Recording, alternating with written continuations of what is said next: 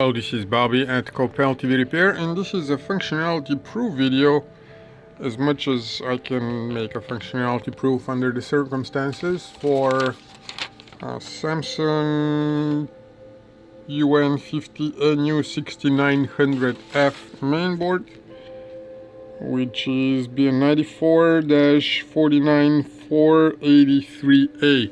This board is very hard to find. It is very similar to the 55-inch version of the same TV. It looks the same, but because the panels are different, because there is no T-con, the two boards are not compatible. So if one gets the readily available for like $60 55-inch boards on eBay, it won't work on their TV. And if they try to get this one, well, it's not available anywhere on eBay. When the board was sent to here, it was totally dead.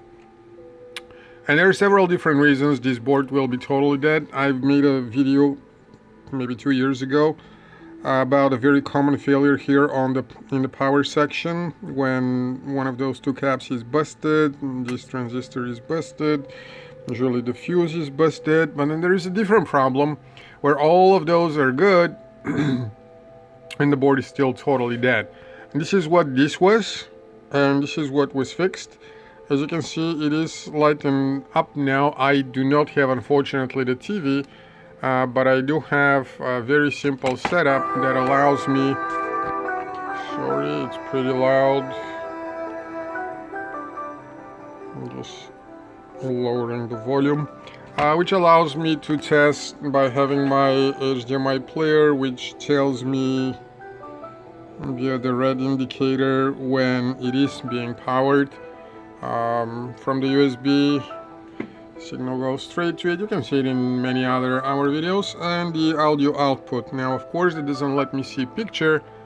I'm gonna be betting that it works, and I'm sure I will hear from the customer if it doesn't. But that's it.